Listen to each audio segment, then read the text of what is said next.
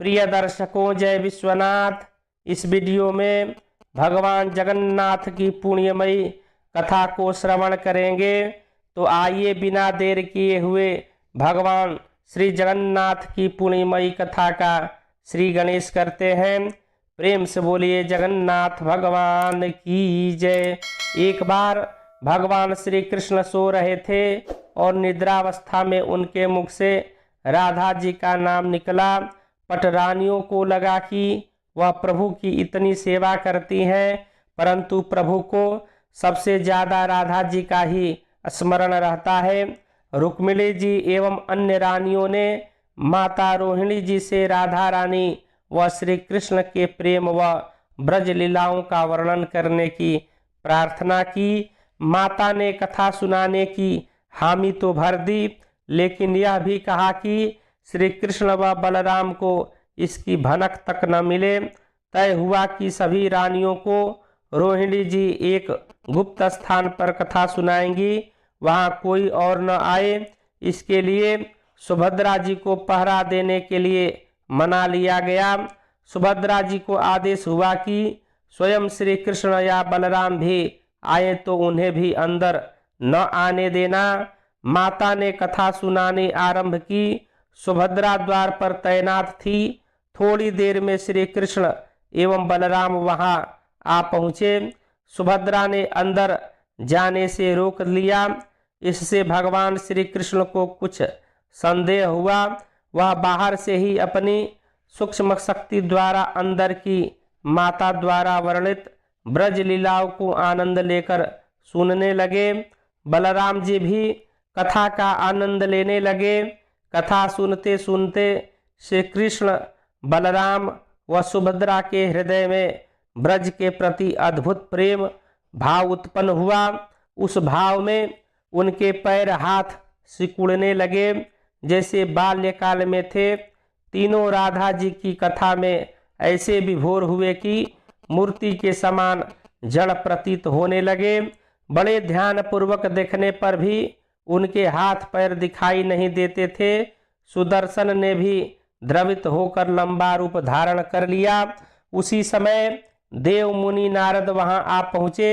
भगवान के इस रूप को देखकर आश्चर्यचकित हो गए और निहारते रहे। कुछ समय बाद जब तंद्रा भंग हुई तो नारद जी ने प्रणाम करके भगवान श्री कृष्ण से कहा, हे प्रभु, मेरी इच्छा है कि मैंने आज जो रूप देखा है वह रूप आपके भक्त जनों को पृथ्वी लोक पर चिरकाल तक देखने को मिले। आप इस रूप में पृथ्वी पर वास करें। भगवान श्री कृष्ण नारद जी की बात से प्रसन्न हुए और उन्होंने कहा कि ऐसा ही होगा। कलिकाल में मैं इसी रूप में नीलांचल क्षेत्र में अपना स्वरूप प्रकट करूंगा। कलयुग आगमन के उपरांत प्रभु की प्रेरणा से मालवराज इंद्रदुम्न ने भगवान श्री कृष्ण, बलभद्र जी और बहन सुभद्रा जी की ऐसी प्रतिमा जगन्नाथ मंदिर में स्थापित कराई। राजा इंद्रदुम्न श्रेष्ठ प्रजा पालक राजा थे। प्रजा उन्हें बहुत प्रेम करती थी। प्रजा सुखी और संतुष्ट थी। राजा के मन में इच्छा थी कि वह कुछ ऐसा करे जिससे सभी उन्हें स्मरण रखें। दैव योग से इंद्रदुम्न के मन में एक अज्ञात कामना प्रकट हुई कि वह ऐसा मंदिर का निर्माण कराएं जैसा दुनिया में कहीं और न हो। इंद्रदुम्न विचारने लगे कि आखिर उनके मंदिर में किस देवता की मूर्ति स्थापित करें। राजा के मन में यही इच्छा और चिंतन चलने लगा। एक रात इसी पर गंभीर चिंतन करते सो गए।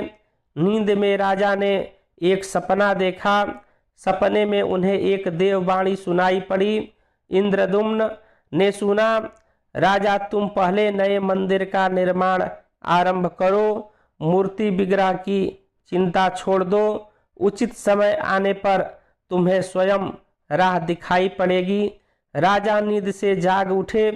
सुबह होते ही उन्होंने अपने मंत्रियों को सपने की बात बताई।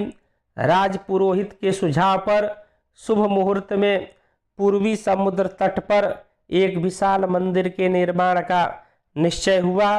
वैदिक मंत्रोच्चारण के साथ मंदिर निर्माण का श्री गणेश हुआ। राजा इंद्रदुम्न के मंदिर बनवाने की सूचना शिल्पियों और कारीगरों को हुई। सभी इनमें योगदान देने पहुंचे। दिन रात मंदिर के निर्माण में जुट गए। कुछ ही वर्षों में मंदिर बनकर तैयार हुआ। सागर तट पर एक विशाल मंदिर का निर्माण तो हो गया, परंतु मंदिर के भीतर भगवान की मूर्ति की समस्या जस की तस थी। राजा फिर से चिंतित होने लगे। एक दिन मंदिर के गर्भगृह में बैठकर इसी चिंतन में बैठे राजा की आंखों से आंसू निकल आए।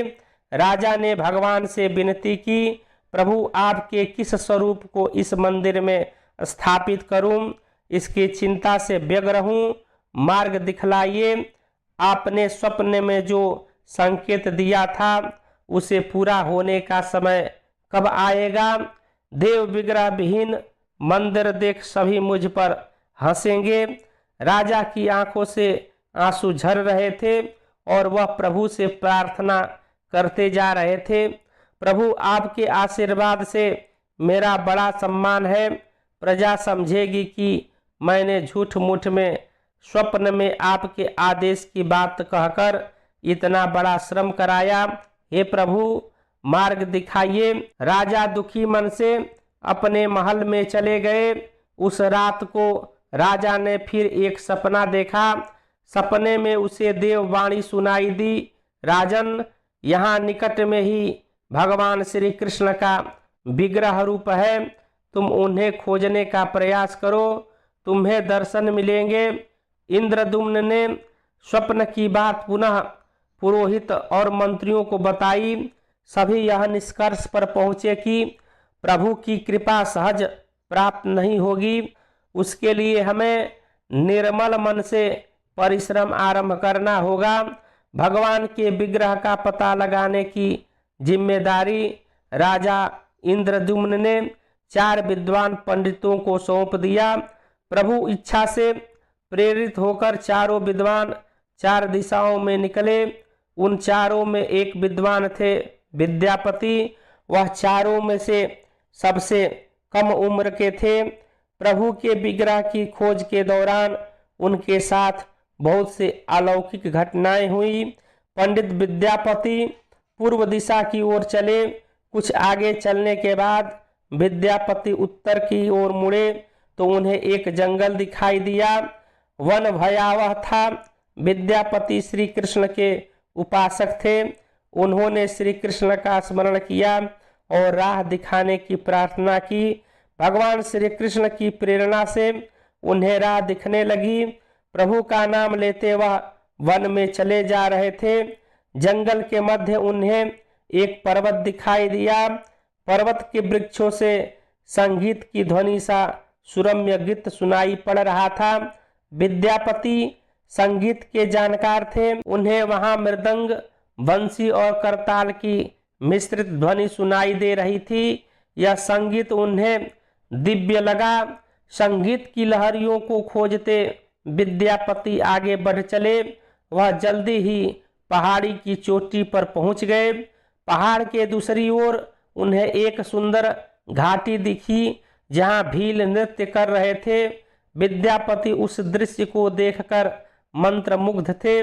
सफर के कारण थके थे, पर संगीत से थकान मिट गई और उन्हें नींद आने लगी। अचानक एक बाघ की गर्जना सुनकर विद्यापति घबरा उठे।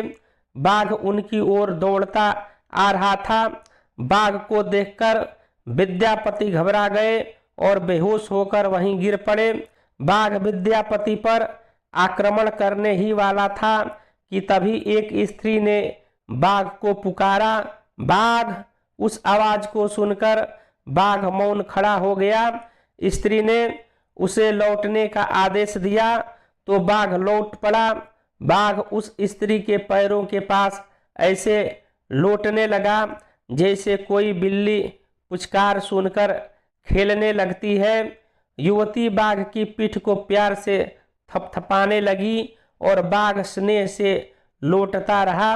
वह स्त्री वहां मौजूद स्त्रियों में सर्वाधिक सुंदर थी। वह भीलों के राजा विश्वावसु की इकलौती पुत्री ललिता थी। ललिता ने अपनी सेविकाओं को अचेत विद्यापति की देखभाल के लिए भेजा। सेविकाओं ने झरने से जल लेकर विद्यापति पर छिड़का। कुछ देर बाद विद्यापति की चेतना लौटी, उन्हें जल पिलाया गया। विद्यापति यह सब देखकर कुछ आश्चर्य में थे। ललिता विद्यापति के पास आई और पूछा, आप कौन हैं और भयानक जानवरों से भरे इस वन में आप कैसे पहुंचे? आपके आने का प्रयोजन बतलाइए ताकि मैं आपकी सहायता कर सकूं। विद्यापति के मन से बाघ का भय पूरी तरह गया नहीं था। ललिता ने यह बात भांप ली और उन्हें सांत्वना देते हुए कहा, विप्रवर, आप मेरे साथ चलें। जब आप स्वस्थ हो तब अपने लक्ष्य की ओर प्रस्थान करें। विद्यापति ललिता के पीछे पीछे उनकी बस्ती की तरफ चल दिए। विद्यापति भीलों के राजा विश्वावसु से मिले और उन्हें अपना परिचय दिया। विश्वावसु विद्यापति जैसे विद्वान से मिलकर बड़े प्रसन्न हुए। विश्वावसु के अनुरोध पर विद्यापति कुछ दिन वहां अतिथि बनकर रुके। वह भीलों को धर्म और ज्ञान का उपदेश देने लगे। उनके उपदेशों को विश्वावसु तथा ललिता बड़ी रुचि के साथ सुनते थे। ललिता के मन में विद्यापति के प्रति अनुराग पैदा हो गया। विद्यापति ने भी भांप लिया कि ललिता जैसी सुंदरी को उनसे प्रेम हो गया है, किंतु विद्यापति एक बड़े कार्य के लिए निकले थे। अचानक एक दिन विद्यापति बीमार हो गए। ललिता ने उसकी सेवा शुश्रूषा की। इससे विद्यापति के मन में भी ललिता के प्रति प्रेम भाव पैदा हो गया। विश्वावसु ने प्रस्ताव रखा कि विद्यापति ललिता से विवाह कर ले। विद्यापति ने इसे स्वीकार कर लिया। कुछ दिन दोनों के सुखमय बीते। ललिता से विवाह करके विद्यापति प्रसन्न तो थे, पर जिस महत्वपूर्ण कार्य के लिए वह आए थे वह अधूरा था। यही चिंता उन्हें बार बार सताती थी। इस बीच विद्यापति को एक विशेष बात पता चली। विश्वावसु हर रोज सवेरे उठकर कहीं चले जाते थे और सूर्योदय के बाद ही लौटते थे। कितनी भी विकट स्थिति हो, उनका यह नियम कभी नहीं टूटता था। विश्वावसु के इस व्रत पर विद्यापति को आश्चर्य हुआ। विद्यापति को इस रहस्य को जानने की इच्छा हुई। आखिर विश्वावसु जाते कहाँ हैं? एक दिन विद्यापति ने ललिता से इस संबंध में पूछा। ललिता यह सुनकर सहम गई। विद्यापति ने ललिता से उसके पिता द्वारा प्रतिदिन सुबह किसी अज्ञात स्थान पर जाने और सूर्योदय के बाद आने का रहस्य पूछा। विश्वावसु का नियम किसी हाल में नहीं टूटता था, चाहे कितनी भी विकट परिस्थिति हो। ललिता के सामने धर्म संकट आ गया। वह पति की बात को ठुकरा नहीं सकती थी, लेकिन पति जो पूछ रहा था वह उसके वंश की गोपनीय परंपरा से जुड़ी बात थी, जिसे खोलना संभव नहीं था। ललिता ने कहा, स्वामी, यह हमारे कुल का रहस्य है जिसे किसी के सामने खोला नहीं जा सकता, परंतु आप मेरे पति हैं और मैं आपको कुल का पुरुष मानते हुए जितना संभव है उतना बताती हूँ। यहाँ से कुछ दूरी पर एक गुफा है जिसके अंदर हमारे कुल देवता हैं। उनकी पूजा हमारे सभी पूर्वज करते आए हैं। यह पूजा निर्बाध चलनी चाहिए। उसी पूजा के लिए पिताजी रोज सुबह नियमित रूप से जाते हैं। विद्यापति ने ललिता से कहा कि वह भी उनके कुल देवता के दर्शन करना चाहते हैं। ललिता बोली, यह संभव नहीं। हमारे कुल देवता के बारे में किसी को जानने की इच्छा है। यह सुनकर मेरे पिता क्रोधित हो जाएंगे। विद्यापति की उत्सुकता बढ़ रही थी। वह तरह तरह से ललिता के अपने प्रेम की शपथ देकर उसे मनाने में लगे थे। आखिरकार ललिता ने कहा कि वह अपने पिताजी से विनती करेगी कि वह आपको देवता के दर्शन करा दें।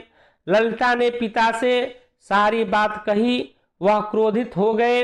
ललिता ने जब यह कहा कि मैं आपकी अकेली संतान हूँ, आपके बाद देवता का पूजा का दायित्व मेरा होगा, इसलिए मेरे पति का यह अधिकार बनता है क्योंकि आगे उसे ही पूजना होगा।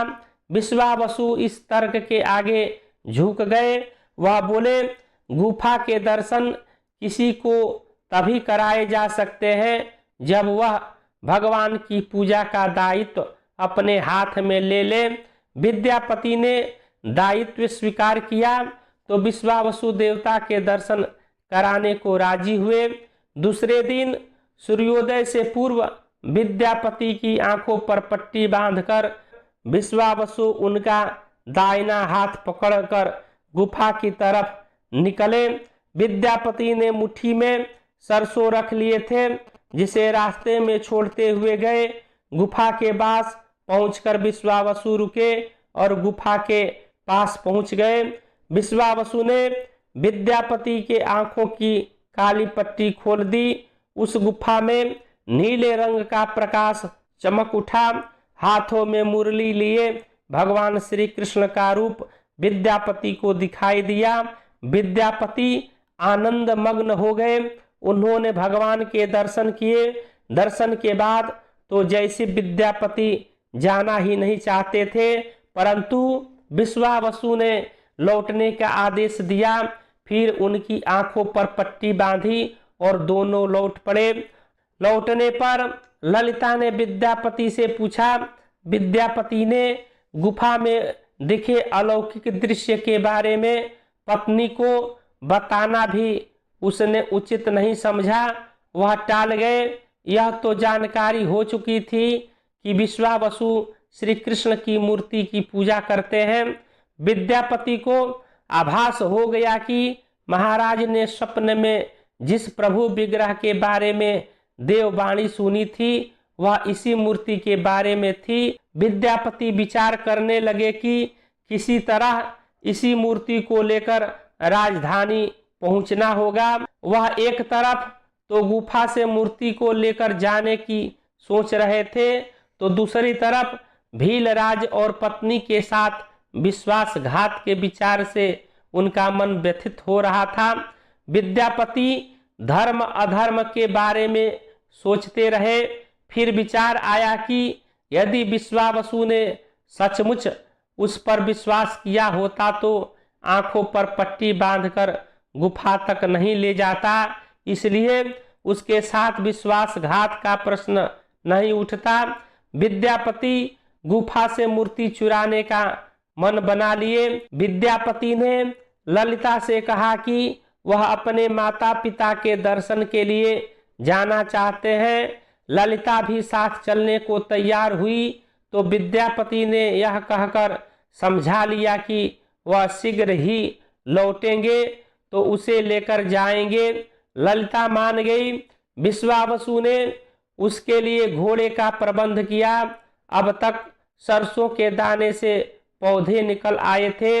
उसको देखते विद्यापति गुफा तरफ पहुंच गए। विद्यापति ने भगवान की स्तुति की और क्षमा प्रार्थना के बाद उनकी मूर्ति उठाकर झोले में रख ली। शाम तक वह राजधानी पहुंच गए और सीधा राजा के पास गए।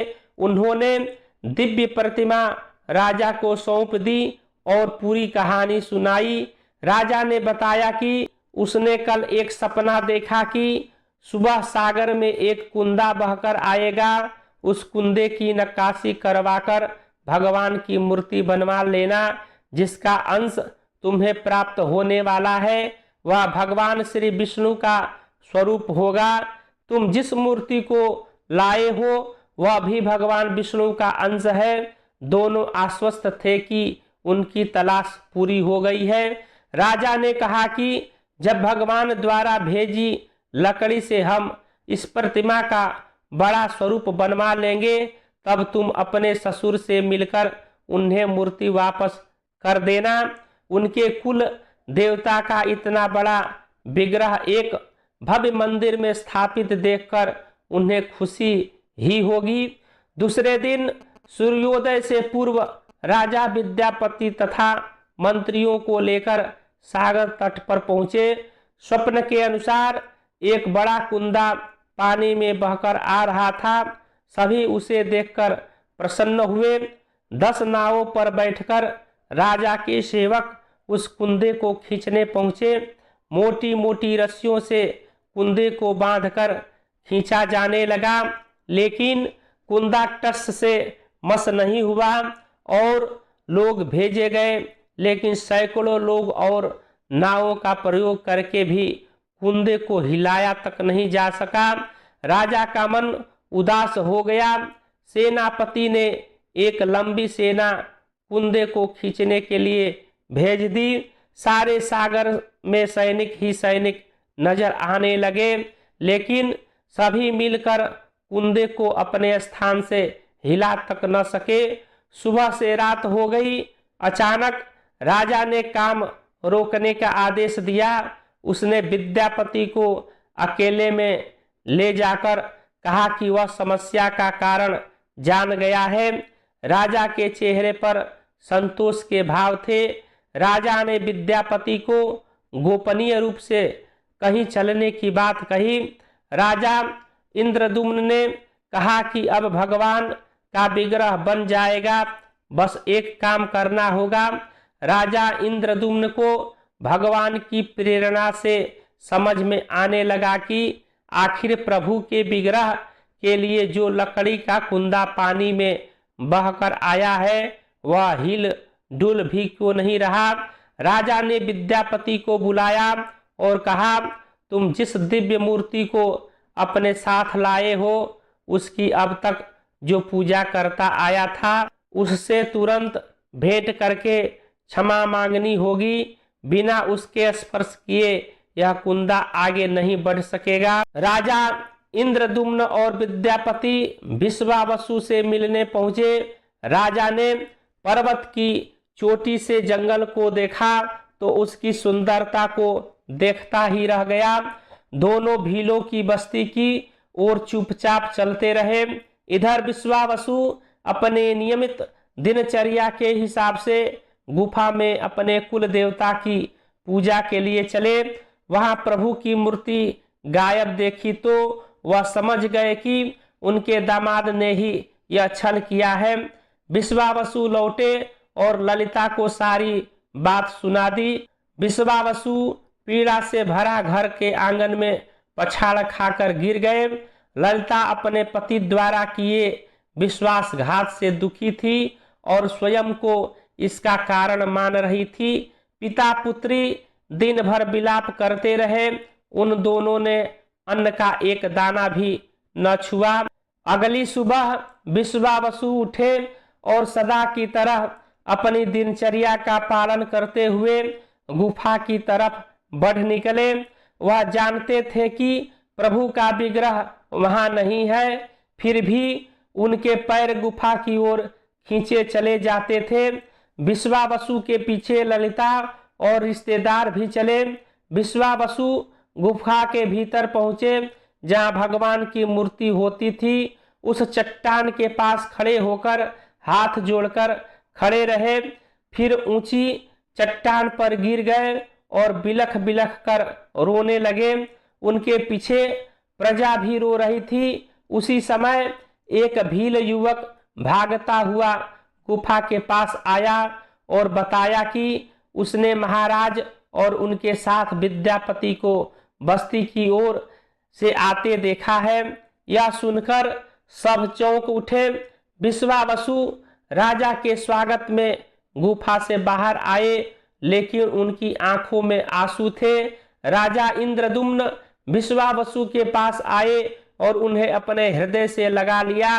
राजा बोले, भीलराज, तुम्हारे कुल के देवता की प्रतिमा का चोर तुम्हारा दामाद नहीं है, मैं हूं।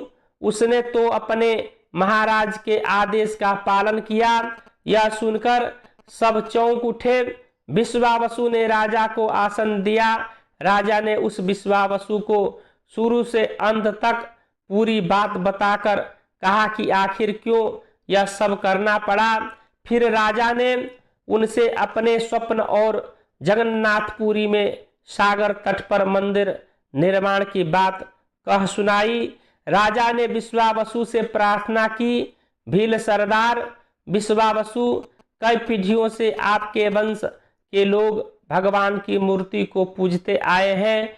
भगवान के उस विग्रह के दर्शन सभी को मिले, इसके लिए आपकी सहायता चाहिए।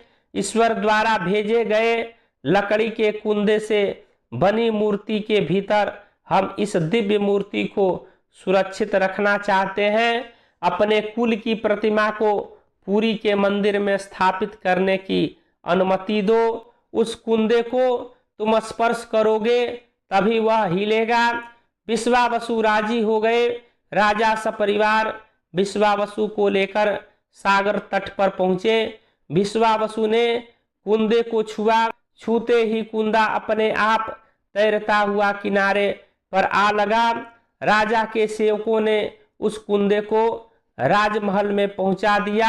अगले दिन मूर्तिकारों और शिल्पियों को राजा ने बुलाकर मंत्रणा की कि आखिर इस कुंदे से कौन सी देव मूर्ति बनाना शुभदायक होगा।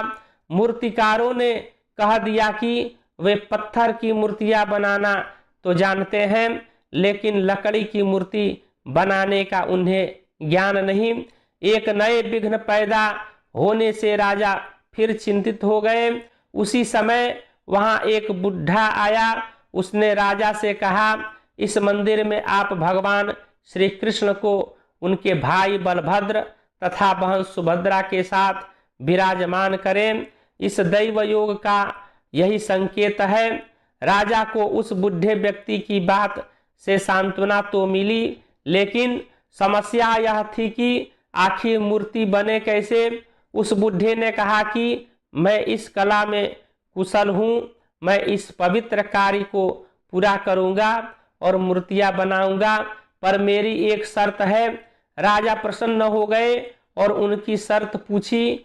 बूढ़े शिल्पी ने कहा, मैं भगवान की मूर्ति निर्माण का काम एकांत में करूँगा और मैं यह काम बंद कमरे में करूँगा। कार्य पूरा करने के बाद मैं स्वयं दरवाजा खोलकर बाहर आऊँगा। इस बीच कोई मुझे नहीं बुलाए। राजा सहमत तो थे, लेकिन उन्हें एक चिंता हुई और बोले, यदि कोई आपके पास नहीं आएगा तो ऐसी हालत में आपके खाने पीने की व्यवस्था कैसी होगी। शिल्पी ने कहा, जब तक मेरा काम पूर्ण नहीं होता मैं कुछ खाता पीता नहीं हूँ। राजा मंदिर के एक विशाल कक्ष में उस बुढ़े शिल्पी को ले गए। बुढ़े शिल्पी ने स्वयं को उस कक्ष में 21 दिनों के लिए बंद कर लिया और काम शुरू कर दिया। भीतर से आवाजें आती थी। महारानी गुंडीचा देवी दरवाजे से कान लगाकर अक्सर छेनी हथौड़ी के चलने की आवाजें सुना करती थी। महारानी रोज की तरह कमरे के दरवाजे से कान लगाए खड़ी थी। 15 दिन बीते थे कि उन्हें कमरे से आवाज सुनाई पड़नी बंद हो गई। जब मूर्तिकार के काम करने की कोई आवाज न मिली तो रानी चिंतित हो गई। उन्हें लगा कि वृद्ध आदमी है, खाता पीता भी नहीं, कहीं उसके साथ कुछ अनिष्ट न हो गया हो। व्याकुल होकर रानी ने दरवाजे को धक्का देकर खोला और भीतर झांक कर देखा। महारानी गुंडीचा देवी ने इस तरह मूर्तिकार को दिया हुआ वचन भंग कर दिया था। मूर्तिकार अभी मूर्तियां बना रहा था, परंतु रानी को देखते ही वह अदृश्य हो गए। मूर्ति निर्माण का कार्य अभी तक पूरा नहीं हुआ था। हाथ पैर का निर्माण पूर्ण नहीं हुआ था। वृद्ध शिल्पीकार के रूप में स्वयं देवताओं के शिल्पी भगवान विश्वकर्मा आए थे। उनके अदृश्य होते ही मूर्तियां अधूरी रह गई। इसी कारण आज भी यह मूर्तियां वैसे ही हैं। उन प्रतिमाओं को ही मंदिर में स्थापित कराया गया। कहते हैं विश्वावसु संभवतः उस जरा बहेलिये का वंशज था जिसने अनजाने में भगवान कृष्ण की हत्या कर दी थी। विश्वावसु शायद कृष्ण के पवित्र अवशेषों की पूजा करता था। ये अवशेष मूर्तियों में छिपा कर रखे गए थे।